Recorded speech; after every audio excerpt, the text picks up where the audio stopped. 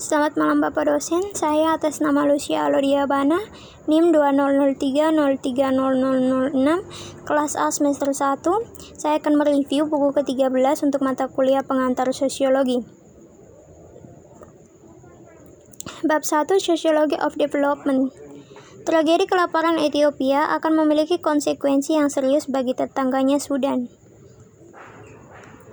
Setelah pengungsi baru mengalir ke negara itu, secara spontan mereka menetap di komunitas sekitar 350.000 orang yang memiliki area gurun yang disebut kuria.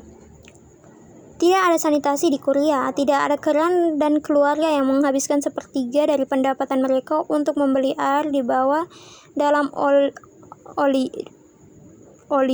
drum oli dengan kereta keledai. Semua anak menderita gizi buruk dan ada satu klinik PBB kecil dengan 2 staf untuk menangani seluruh populasi. Bab 2, Ukuran ketimpangan dan pembangunan. Baik kesenjangan relatif dan absolut antara negara terkaya dan termiskin akan melebar di tahun-tahun mendatang, termasuk kesenjangan antara negara-negara berkembang, berpenghasilan menengah dan rendah. Jumlah orang yang tinggal di kemiskinan absolut sekarang sekitar 750 juta akan meningkat sekitar 100 juta. Kabar dari mereka yang memproduksi World Development Report atau WDR kurang baik.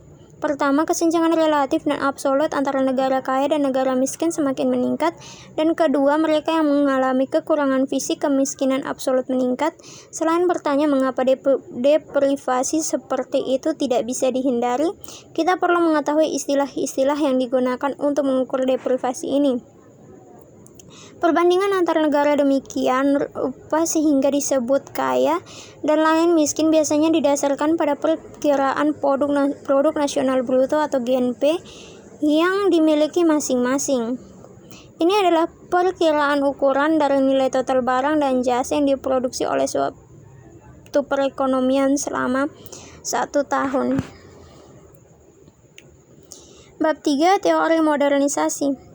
Sifat dari kerugian ini bergantung pada persepsi seseorang tentang kebutuhan sosial dan material dan dengan demikian bagaimana masyarakat harus berkembang untuk memperbaiki kekurangan ini. Berbagai kebijakan perubahan sosial terencana yang diterapkan saat ini untuk mengatasi masalah tersebut berakar pada konsepsi umum tentang perubahan dan pembangunan sosial ekonomi yang dapat ditelusuri kembali pada abad ke-19. Bab 4, Teori keterbelakangan. Di antara mereka yang memupuk sifat modernisasi seperti itu, diklaim adalah para pengusaha dunia bisnis yang menggunakan surplus moneter yang dikumpulkan melalui investasi yang bijaksana dan mantap untuk memperluas industri, dan dengan demikian menghasilkan banyak surplus yang dapat diinvestasikan untuk ekspansi lebih lanjut. Dengan demikian, negara-negara yang belum berkembang, kekurangan sistem nilai dan keterampilan kewirausahaan untuk menginvestasikan surplus yang tersisa, serta kebutuhan konsumsi langsung masyarakat terpenuhi. Teori ini memiliki kelemahan serius dalam hal kurangnya bukti pendukung dan kekuatan analitis. Secara khusus, penulis menyimpulkan bahwa tidak ada konsepsi tentang ketidaksetaraan kekuasaan dan konflik kelas yang bagi banyak ilmuwan sosial adalah penting dan untuk beberapa faktor terpenting yang mempengaruhi pola perubahan dan perkembangan sosial. Bab 4, Penduduk, Urbanisasi, dan Pendidikan. Mayoritas model pembangunan menganggap pertumbuhan penduduk, urbanisasi, dan perluasan pendidikan sebagai ciri penting dari modernisasi industri. Mereka dipandang sebagai prasyarat penting untuk industrialisasi serta berkembang lebih penuh sebagai konsekuensi.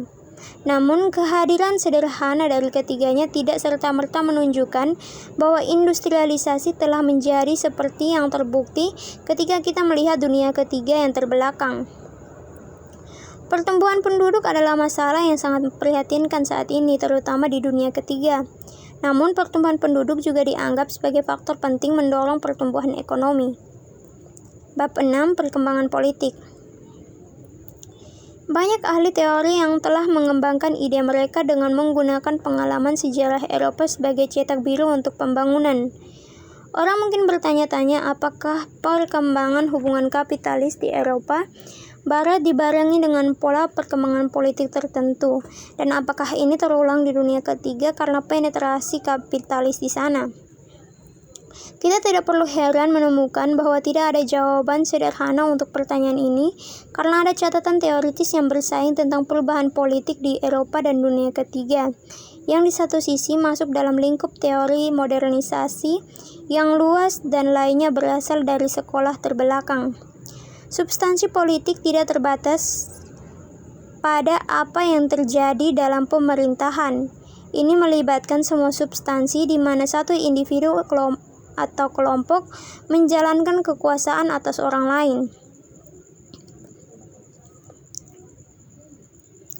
Bab 7. Bantuan dan pembangunan. Siapa yang diuntungkan?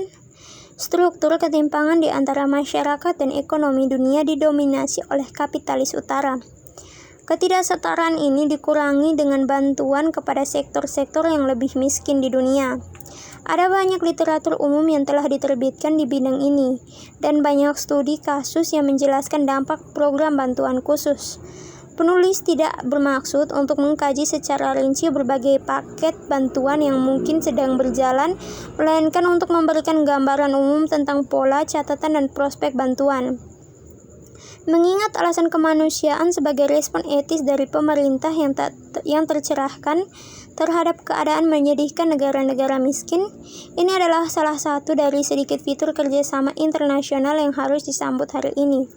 Meskipun keinginan untuk membantu mereka yang kurang beruntung mungkin menjadi pedoman bagi beberapa lembaga bantuan, tidak semua donor dipandu oleh prinsip moral seperti itu dan memang cukup siap mengakuinya.